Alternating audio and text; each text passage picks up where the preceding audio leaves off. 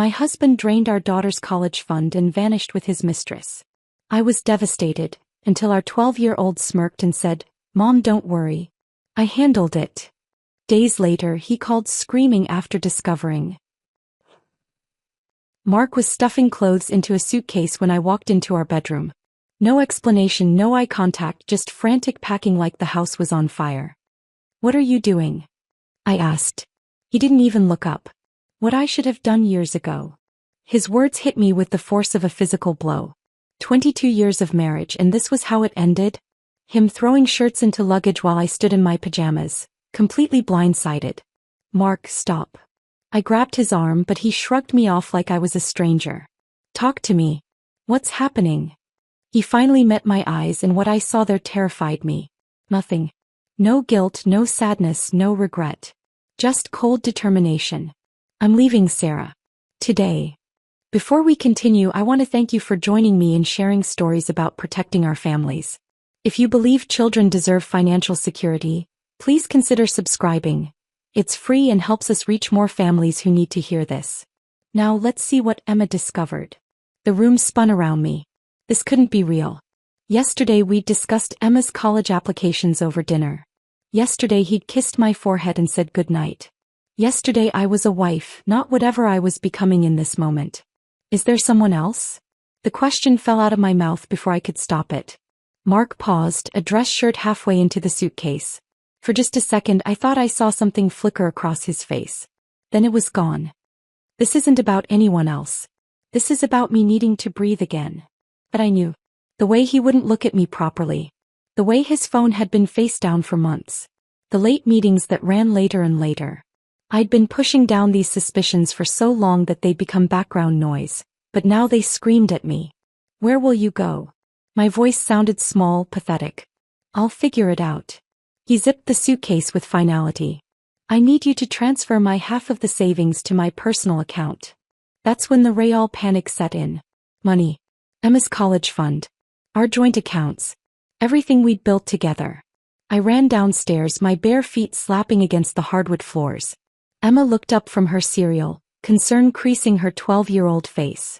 "Mom? What's wrong?" "Nothing, sweetheart. Dad's just going on a trip." The lie tasted bitter. I grabbed my laptop and logged into our bank account with shaking fingers. The page loaded and I stared at the screen in disbelief. Our checking account showed $247.83. Our savings account showed zero. Emma's college fund, the one we'd been feeding for 12 years, the one that should have had $75,000 in it, showed zero. No. The word came out as a whisper. No, no, no. I refreshed the page. The numbers didn't change. I checked the transaction history. 3 days ago, while I was at my book club meeting, Mark had transferred everything. Everything. Not just his half, not just our shared money, but Emma's future too. My hands were shaking so hard I could barely type. I called the bank, praying this was some kind of mistake. The customer service representative confirmed what I already knew but couldn't accept. Mark had full access to all accounts. The transfers were legitimate. "Mom." Emma's voice seemed to come from far away. "You're scaring me." I looked at my daughter, really looked at her. She was still in her school uniform, her dark hair pulled back in a ponytail, her backpack ready by the door. She had no idea that her father had just stolen her future and walked away. The sound of footsteps on the stairs made us both turn. Mark appeared, dragging his suitcase behind him. He walked past us like we were furniture, heading straight for the front door.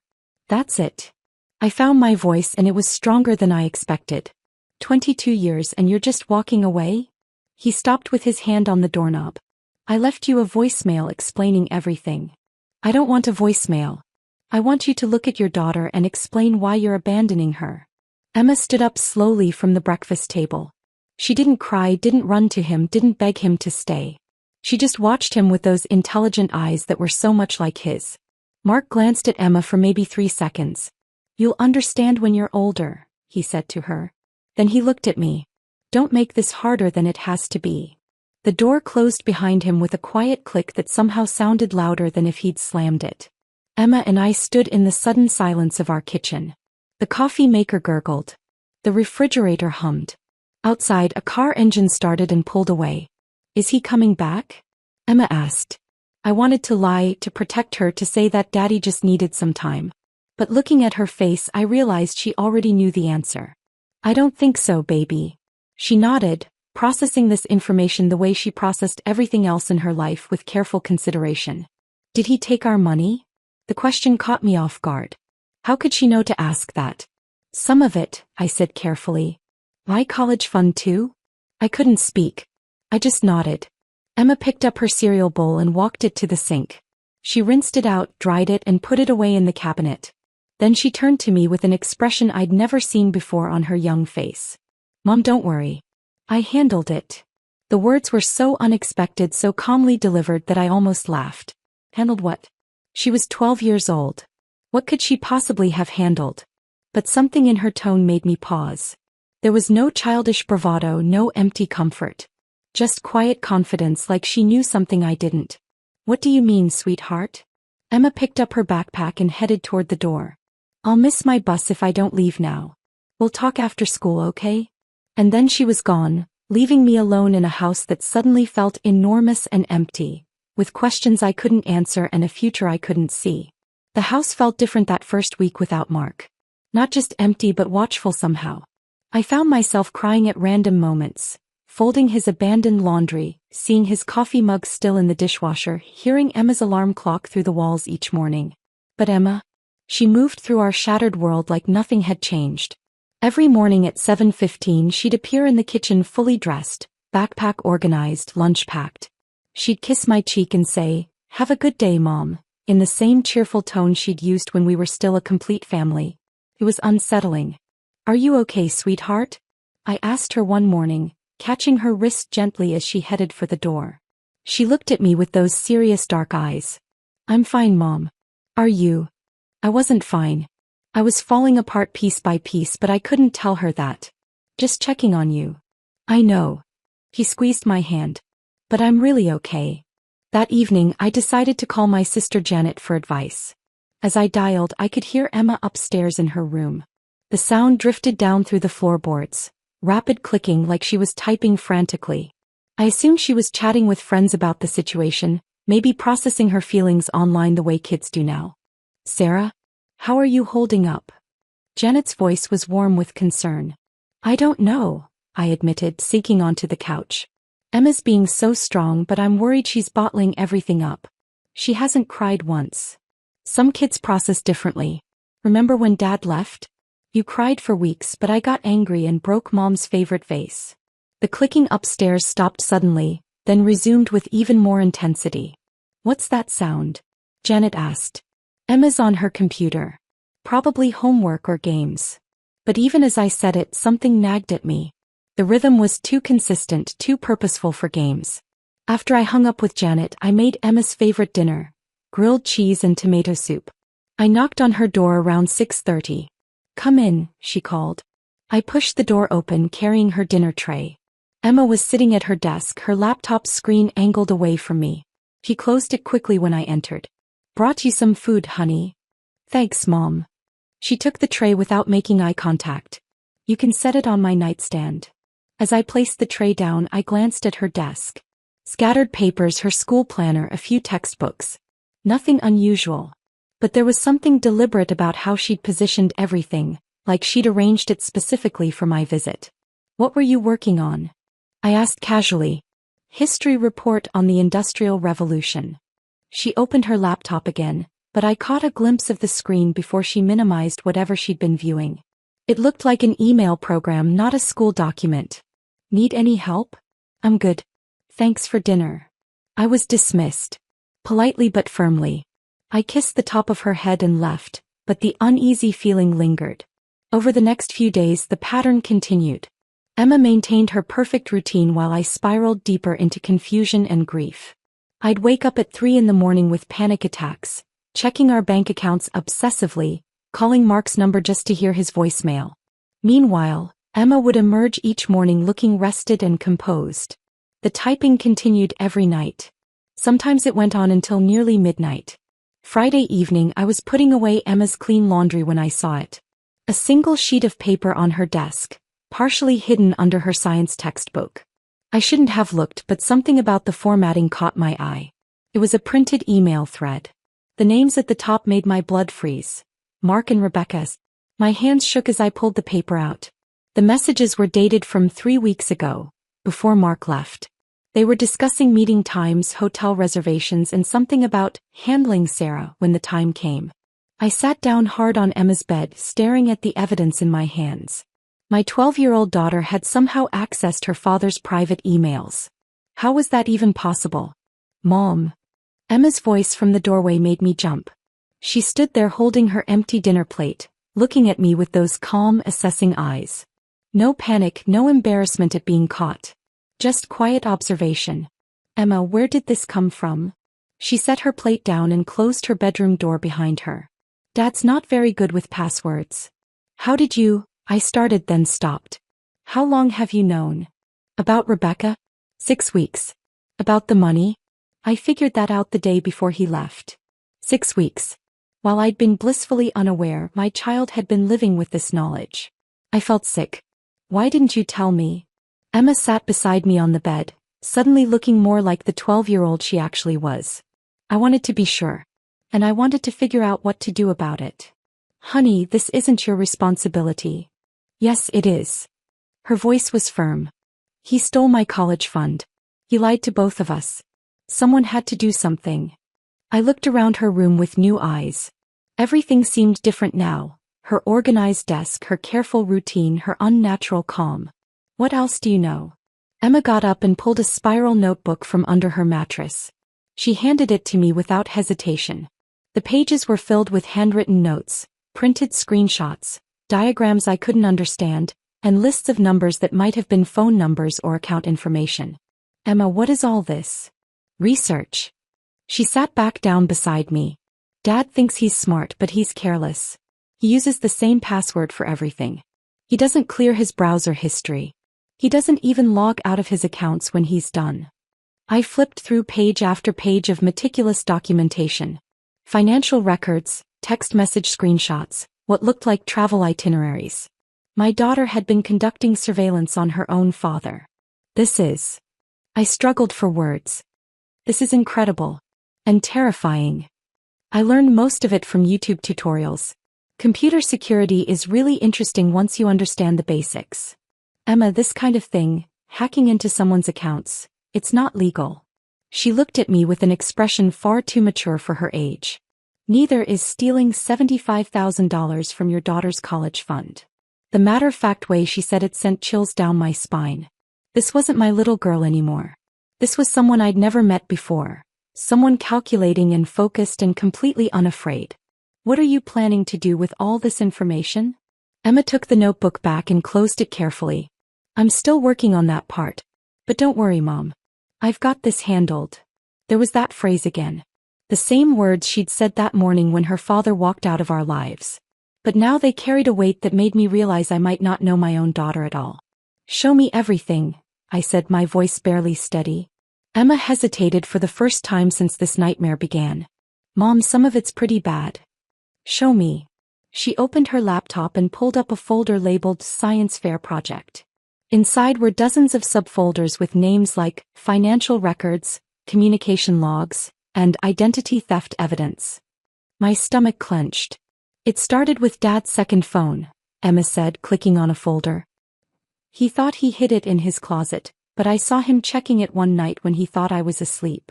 The screen filled with photographs Emma had taken through Mark's bedroom door. Blurry but clear enough to show him texting on a device I'd never seen before. I waited until he left it charging in his office one day. I only had maybe 10 minutes, but I got into his messages. Emma's fingers moved across the keyboard with practiced efficiency. That's how I found Rebecca.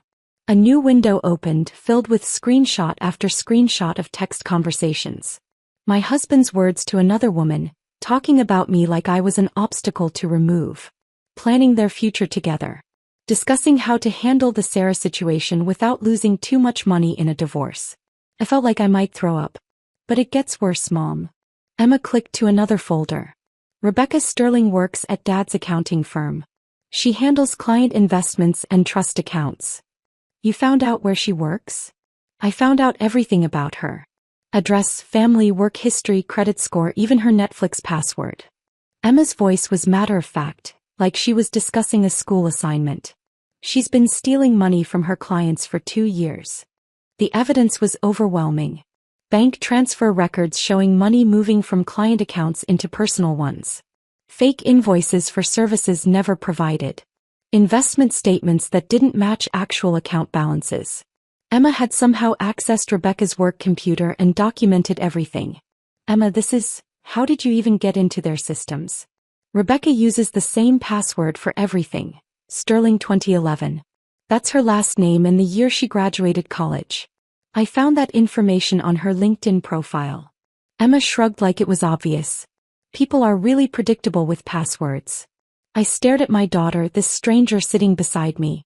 But how did you learn to do all this? YouTube mostly. And some computer programming forums. There's a lot of information out there if you know how to look for it. She clicked to yet another folder and my world tilted sideways again. Bank statements with my name on them, but accounts I'd never opened. Credit applications filed under Emma's social security number. Loan documents signed with forged signatures. Mom, Dad didn't just take our money. He's been using our identities to get loans. The $75,000 from my college fund? That was just the down payment on a $200,000 loan he took out in my name. What? The word came out as a whisper. He and Rebecca are buying a house together in Florida. They used my credit history and your employment information to secure the mortgage. Emma's jaw tightened. They were going to disappear and leave us holding the debt. The room spun around me. Identity theft. Fraud. My husband hadn't just abandoned us. He'd systematically destroyed our financial future to build a new life with his mistress. But here's the thing, Emma continued, and I heard something new in her voice. Something cold and satisfied. I caught them before they could complete the purchase. She opened another folder labeled Countermeasures. Inside were dozens of official-looking documents, fraud reports filed with credit agencies, complaints submitted to banking authorities, anonymous tips sent to Rebecca's employer. I've been working on this for 3 weeks, Emma explained. I documented everything first, then I started dismantling their plans piece by piece. What do you mean? Well, Rebecca got suspended from work yesterday. Her boss received an anonymous email with all the evidence of her embezzlement. Her clients are pulling their accounts. The state board is launching an investigation. My mouth fell open. You did that. She stole money from elderly people saving for retirement, Mom. She deserved it. Emma's voice was steady, righteous. And that's just the beginning. She showed me more files. Credit agencies had frozen the fraudulent accounts opened in our names. The mortgage application for the Florida house had been flagged and denied. Rebecca's landlord had received a tip about illegal activity in her apartment and started eviction proceedings. But the best part, Emma said, clicking to a final folder, is what I sent to her father. Her father. Dr. Robert Sterling. He's a prominent surgeon who's very concerned about his family's reputation. He received a very detailed letter about his daughter's criminal activities, along with copies of all the evidence. I felt dizzy. Emma, what have you done? I've protected us.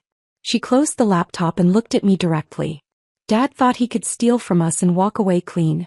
He thought we'd be too broken and stupid to fight back. He was wrong. But sweetheart, this kind of thing, going after people like this, it's dangerous. More dangerous than letting them destroy our lives? Emma stood up and walked to her window, looking out at the darkening sky. Mom, they didn't just take our money. They took my future. They took your security. They took everything we worked for and gave it to themselves. I watched my 12-year-old daughter, her small frame silhouetted against the window, and realized she was right. While I'd been crying and calling Mark's voicemail, begging him to come home, Emma had been fighting for us. What happens now? I asked. Emma turned back to me, and in the dim light of her room she looked older than her years. Now we wait. Rebecca's world is falling apart and she doesn't even know why yet. When Dad realizes what's happening, he'll panic. And when people panic, they make mistakes. How can you be so calm about all this? Because I'm not the one who has to be scared anymore, she said simply. They are. That night I lay awake thinking about the child sleeping down the hall. She'd saved us, but at what cost? What kind of person had my daughter become in the process? And more frightening still, what else was she capable of? Around midnight I heard it again. The soft clicking of computer keys, steady and determined. Emma was still working, still planning, still protecting us in ways I couldn't fully understand. I should have felt grateful. Instead I felt afraid. The phone rang at exactly 2:15 on a Tuesday afternoon. I was in the kitchen washing lunch dishes when Mark's name flashed across the screen. My hands were still soapy when I fumbled for the phone, my heart racing for reasons I couldn't explain. Hello. My voice came out smaller than I intended. Sarah. Mark's voice was different, strained, almost desperate. We need to talk. Something very strange is happening. I dried my hands on a dish towel, glancing toward the living room where Emma was supposedly doing homework. What kind of strange? My bank called this morning. All my accounts have been flagged for suspicious activity. They've frozen everything pending some kind of federal review. His words came out rushed, panicked.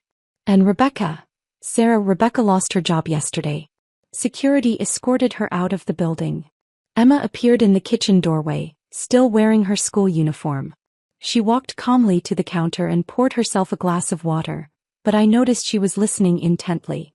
I don't understand what that has to do with me, I said to Mark. It's too much of a coincidence. First Rebecca gets fired for some bogus embezzlement claim, now my finances are under investigation. Someone's targeting us, Sarah. Someone with serious technical skills. Emma set her glass down and moved to the kitchen table, opening her laptop with practiced ease. She typed something quickly and I saw her screen light up with what looked like multiple windows and data streams. Who would do something like that? I asked, though my stomach was already churning with suspicion. That's what I'm trying to figure out. Rebecca thinks it might be someone from her office, maybe a coworker she rejected or... Mark stopped talking suddenly. What was that sound? I looked at Emma. She'd clicked something on her laptop, and a soft chime had echoed through the phone connection. What sound? I asked. There was a beep. Like someone just accessed my email. Mark's voice shifted to pure alarm. Sarah, someone's in my computer right now. I can see my email opening and closing in real time. Someone's reading my messages while we're talking. Emma's fingers moved across her keyboard with the fluid precision of a concert pianist. Her screen showed what appeared to be email interfaces, financial documents, and streaming data. She was inside his system, watching everything he did, reading everything he accessed. Mark, maybe you should hang up and call your bank. No, wait. I need to ask you something directly. His voice turned suspicious. Sarah, did you hire someone? A private investigator or computer expert? Because if you did, you need to call them off right now. What they're doing is illegal. Emma looked up from her laptop and met my eyes. She gave me the slightest shake of her head, then returned to her screen. I didn't hire anyone, I said truthfully. Then who? Mark's voice cut off, replaced by frantic typing sounds on his end. Someone just sent an email from my account. To my boss. Sarah, they're impersonating me right now. What did the email say? I don't know. Everything's happening too fast. His breathing became audible through the phone. They're in my social media accounts now. They're posting things. Financial documents. Private messages between me and Rebecca. Emma minimized one window and opened another. I caught a glimpse of what looked like social media profiles and document uploads before she angled the screen away from me. Mark, you need to contact the police if someone's hacking your accounts. You think I haven't tried? The police said that if the information being posted is true, then it's not harassment, it's whistleblowing. But how would anyone have access to true financial documents unless they were? He stopped. Unless they were inside my actual accounts. The realization was hitting him. Someone wasn't posting fake information about him. Someone was posting real evidence of his crimes. Sarah, I need you to understand something. The money I took, I was planning to pay it back. Rebecca and I were going to make it work, and then I was going to quietly replace everything. Nobody was supposed to get hurt. But you did take it. Temporarily. As a loan. Rebecca had this investment opportunity that was guaranteed to double our money within 6 months. His voice was becoming more desperate with each word. We were going to surprise you and Emma with even more money than what was originally there. Emma looked up from her laptop again, and I saw something in her expression I'd never seen before. Not anger, not hurt, but cold calculation. She was listening to her father spin lies about stealing from his own family, and she was taking notes. Mark, that's not how loans work.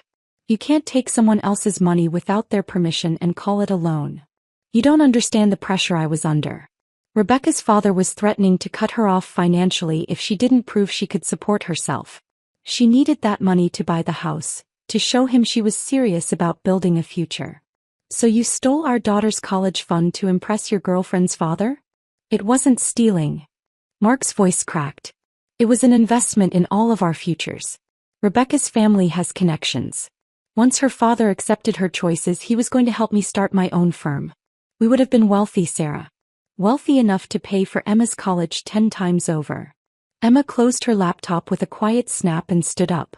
She walked to where I was standing and gently took the phone from my hand. Hi, Dad. Her voice was perfectly calm. Emma. Sweetheart, thank God. Emma, someone is doing terrible things to me and Rebecca. They're making us look like criminals. You have to tell your mother that I would never steal from you. Never. But you did steal from me. Emma's tone remained conversational, like she was discussing the weather. You took $75,000 from my college account and used it as collateral for a mortgage application in Florida. The silence on Mark's end stretched for nearly 10 seconds. Emma, who told you that? Nobody told me. I found out myself.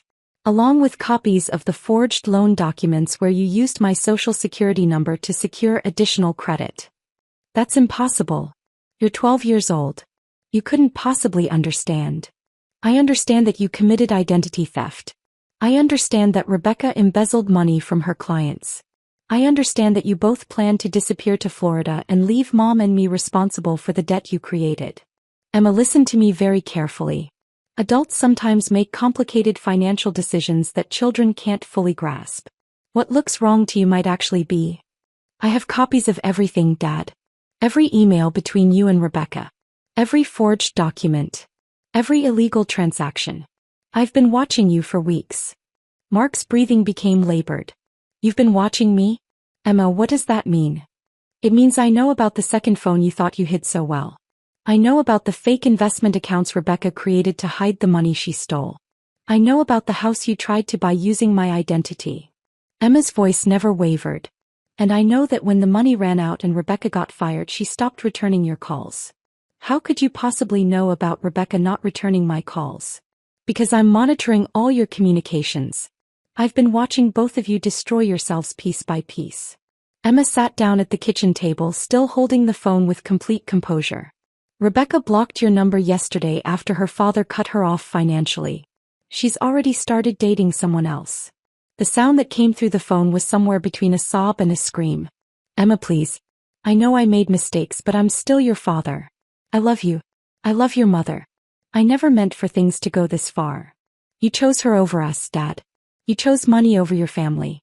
You chose to steal my future to pay for your new life. Emma's voice remained steady, factual. Actions have consequences. You taught me that when you walked out of our house with your suitcase. Emma, I'm begging you. Whatever you've done, whatever you know, please just stop. I have nothing left. I'm living in my car because I can't pass a credit check to rent an apartment. I can't get a job because every background check shows financial fraud flags. Please. Emma looked at me as she spoke her final words to her father. You taught me something important, Dad. You taught me that the people who are supposed to protect you sometimes don't. So you have to protect yourself. And with that, she hung up the phone. The silence that followed was deafening. Emma set the phone on the counter and looked at me with those calm, serious eyes. He won't call back, she said matter-of-factly. How do you know? Because now he knows I'm watching. And he knows that every move he makes I'll see coming. She picked up her laptop and headed toward her room. I have homework to finish. I stood alone in my kitchen, finally understanding that my 12-year-old daughter had just systematically dismantled a grown man's entire life, and that he deserved every second of it. I stood in my kitchen long after Emma had disappeared into her room, staring at the phone in my hands. My daughter had just destroyed her father with the same calm precision most kids used to complete homework assignments. The silence felt heavy, almost suffocating. Part of me wanted to feel guilty. Part of me wanted to march into Emma's room and demand she undo whatever digital warfare she'd unleashed. But a larger part of me, A part one wasn't sure I recognized, felt fierce pride. My 12-year-old had protected us when I couldn't protect myself.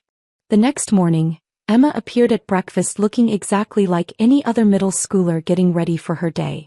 She ate her cereal, checked her backpack, and kissed my cheek goodbye as if she hadn't spent the previous evening systematically destroying 2 adults' lives. Emma, wait. I caught her arm gently as she headed for the door. Are you okay? She tilted her head, considering the question with that serious expression I'd grown to know so well. I'm fine, Mom. Why wouldn't I be? Because of what happened yesterday. With your father. What about it? Her complete lack of emotional response unnerved me. Honey, you just had a very intense conversation with Dad. It's normal to feel upset or confused or... I'm not upset. Emma adjusted her backpack straps. I'm relieved. Now he knows that I know what he did and he knows there are consequences for stealing from his family. But don't you miss him? Even a little? Emma paused at the front door, her hand on the doorknob. I miss the dad I thought he was. But that person was never real, was he? He was just a character Dad played when it was convenient. The matter-of-fact way she analyzed her own feelings terrified me. Or was the anger? The hurt? The desperate hope that maybe Daddy would apologize and come home? Emma, I think it would be good for you to talk to someone. A counselor who can help you work through these big emotions. I'm not having big emotions, Mom. I'm having appropriate emotions. She opened the door. But if it makes you feel better, I don't mind talking to someone. After Emma left for school, I called our pediatrician's office. Dr. Martinez recommended a child psychologist named Dr. Patricia Reeves who specialized in family trauma and gifted children. Gifted children often process difficult situations differently than their peers, Dr. Martinez explained. They might intellectualize emotions rather than feeling them in traditional ways. Dr. Reeves could see Emma the following week. But in the meantime I found myself studying my daughter like she was a puzzle I needed to solve. She maintained her normal routine, school, homework, helping with dinner, but there were subtle changes I hadn't noticed before. She'd taken over our household finances completely, creating detailed spreadsheets that tracked our reduced income and projected our expenses for the next year. She'd researched legal aid services and compiled a folder of information about divorce proceedings and asset recovery. Mom, you need to file for divorce immediately, she told me one evening while I was paying bills at the kitchen table. Every day you wait gives Dad more time to hide assets or create additional debt in your name. Emma, these are grown-up concerns. You don't need to worry about. Someone has to worry about them. She sat down across from me. You're depressed, which is understandable but not productive right now. I'm not depressed, so I can think clearly about what needs to happen next. Her clinical assessment of my mental state stung because it was completely accurate. I had been wallowing, hoping somehow this nightmare would resolve itself. Emma was the only one taking concrete steps to secure our future. Dr. Reeves' office was decorated in soothing blues and greens, with children's artwork covering one wall. I expected Emma to be nervous about her first therapy session, but she walked in like she was attending a business meeting. Emma, I'm Dr. Reeves. Your mom thought it might be helpful for us to chat about some of the changes happening in your family. That's fine. I understand this is probably mandatory after what I did to my father. Dr. Reeves blinked, clearly not expecting such directness from a 12-year-old. Can you tell me about that? For the next 45 minutes, Emma calmly explained the entire situation. She described discovering Mark's affair, documenting his financial crimes, and systematically dismantling his and Rebecca's lives.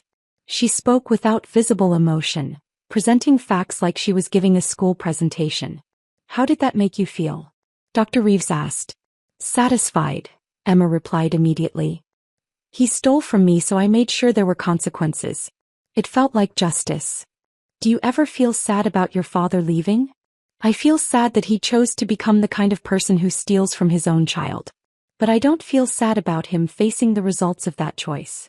When the session ended, Dr. Reeves asked to speak with me privately while Emma waited in the lobby. Mrs. Patterson, your daughter is remarkable, Dr. Reeves began carefully. Her cognitive abilities are exceptional, and her emotional resilience is extraordinary. But is it healthy? Should a child be able to do what she did without feeling guilty or traumatized? Trauma responses vary widely, especially in highly intelligent children. Emma has experienced significant betrayal and abandonment, but she's processed it in a remarkably functional way. Dr. Reeves leaned forward. Some children fall apart when faced with this level of family dysfunction. Others, particularly those with strong analytical skills, respond by taking control of their environment. So she's okay? She's more than okay. She's adapted. The question is whether you're comfortable with who she's becoming. That evening I found Emma in her room working on her laptop again. But when I looked over her shoulder, it wasn't surveillance software or hacking tools on her screen. It was a Word document titled, Digital Safety for Families, Warning Signs and Protection Strategies. What's this, sweetheart? I'm writing a guide for other kids whose parents might be stealing from them. And for adults who don't know how to spot financial fraud. She scrolled down to show me detailed sections about password security, recognizing forged documents and protecting personal information. The document was sophisticated, clearly written, and incredibly thorough. My 13-year-old daughter was turning her traumatic experience into educational content that could help other families. Emma, this is incredible. Where did you learn to write like this? I've been researching family financial fraud for weeks. You'd be surprised how common it is. She saved the document. Mrs. Henderson at school asked me to present this to the PTA next month. Apparently, 3 other families in our district have discovered similar problems with missing money and identity theft. I stared at the screen, reading her clear, practical advice. She wasn't just surviving what Mark had done to us, she was transforming it into something that could protect others. How do you feel about presenting this to adults? Nervous but excited. Most people don't understand how easy it is to protect yourself if you just know what to look for. She closed her laptop and looked at me seriously. Mom, can I ask you something? Of course. Are you ashamed of what I did to Dad? The question caught me completely off guard. Ashamed? Emma, you saved us. You protected our family when I couldn't. But you've been looking at me differently lately. Like you're worried about me. I sat on her bed, choosing my words carefully. I'm not worried about what you did, sweetheart. I'm worried about what it cost you. What you accomplished was amazing, but it required you to become someone harder than any child should have to be. Do you think I'm damaged? No. The answer came immediately and with complete certainty. I think you're stronger than I ever imagined possible. But I also think that strength came with a price, and I want to make sure you're okay with who you're becoming. Emma leaned against me, and for a moment she felt like my little girl again instead of the formidable person she'd become. I don't feel damaged, Mom. I feel like I finally understand how the world really works.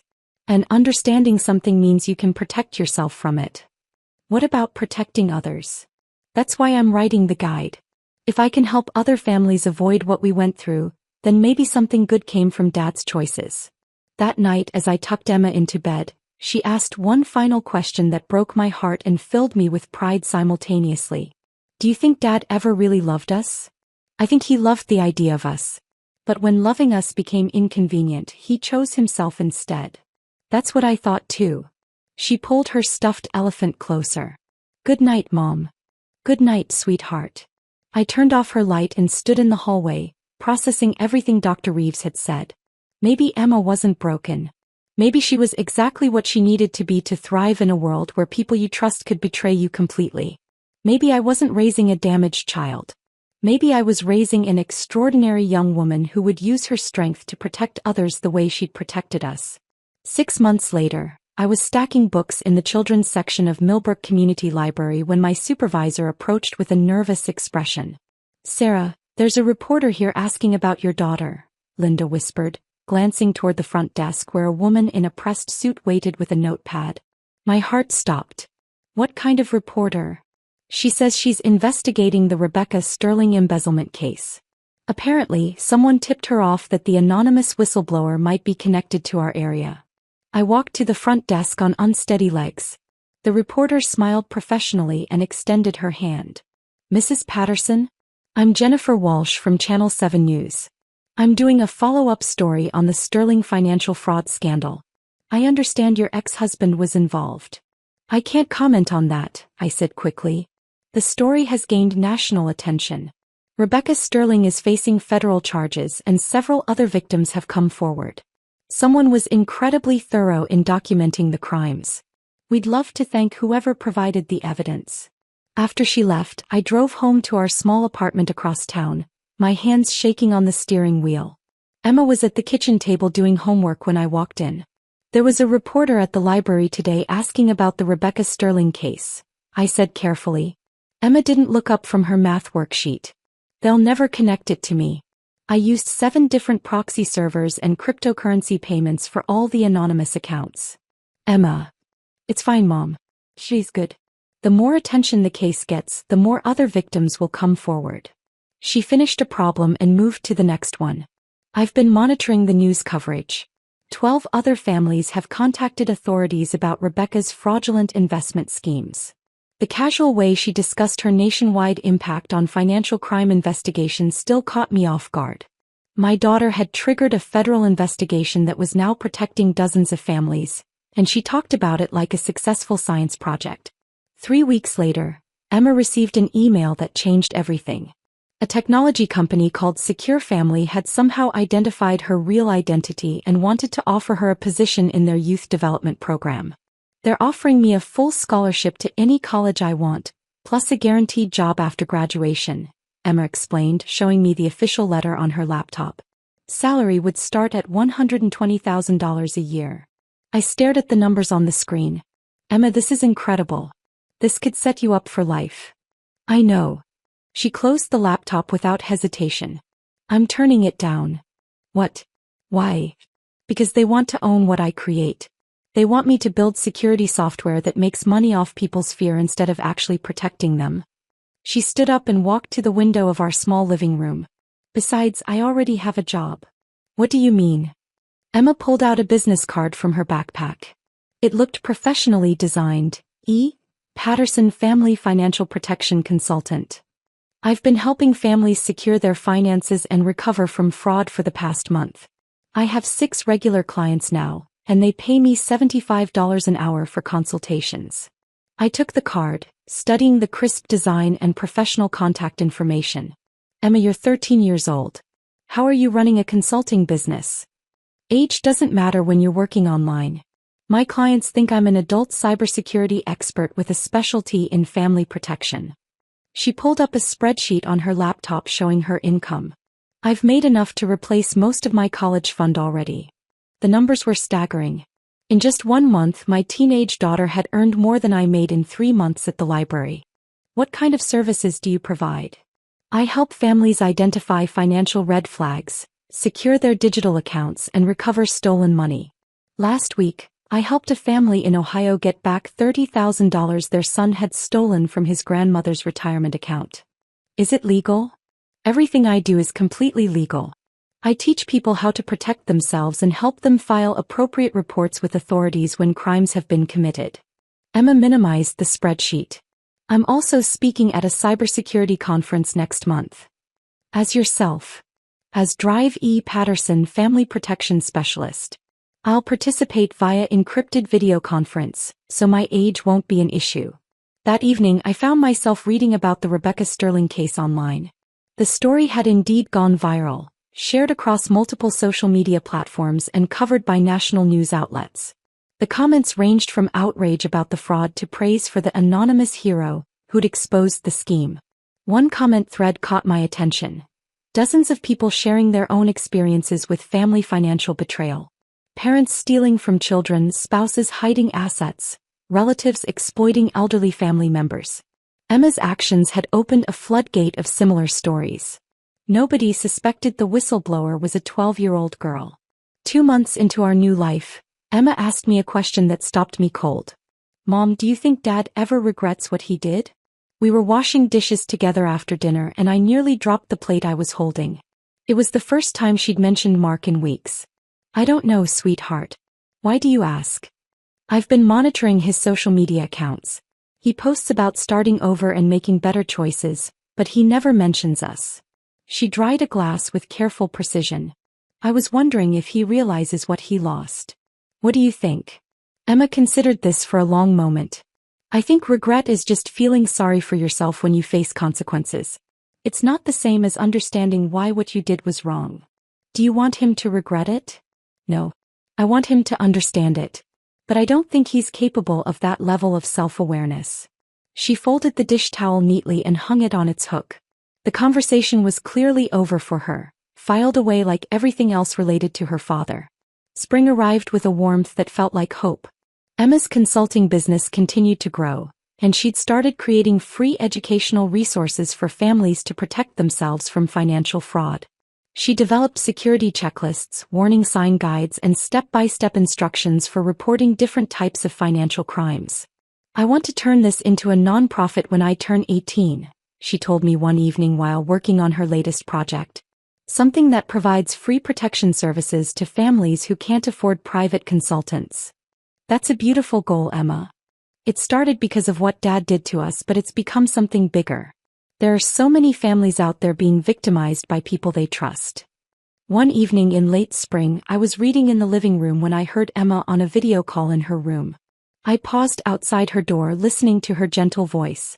"I know it's scary discovering that your mother has been using your college fund," she was saying. "But you're going to be okay. I'm going to help you protect what's left and make sure this doesn't happen again." I realized she was talking to another teenager. Probably someone whose family was being destroyed the same way ours had been. Emma had become a lifeline for children whose parents had betrayed them. "The most important thing to remember," Emma continued, "is that this isn't your fault. Adults are supposed to protect children, not steal from them. When they don't do their job, we have to protect ourselves." I walked away from her door with tears in my eyes. Not from sadness, but from overwhelming pride. Mark had tried to break us, but instead he'd forged something unbreakable. Emma had transformed her pain into purpose, her trauma into a mission to protect other families. The next morning, Emma appeared at breakfast looking like any other 8th grader, but I knew better now.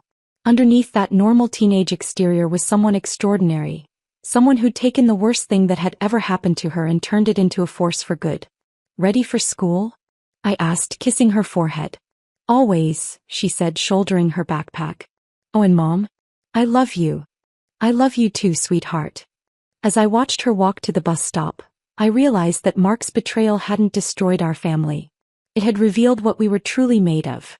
Emma had won more than justice. She'd won her future and was using it to secure the futures of countless other families.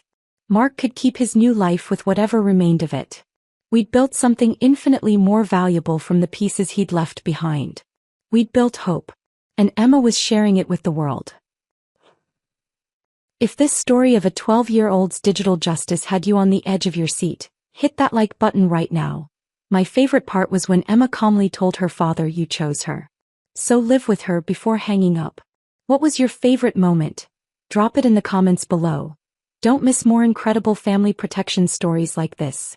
Subscribe and hit that notification bell so you never miss an upload.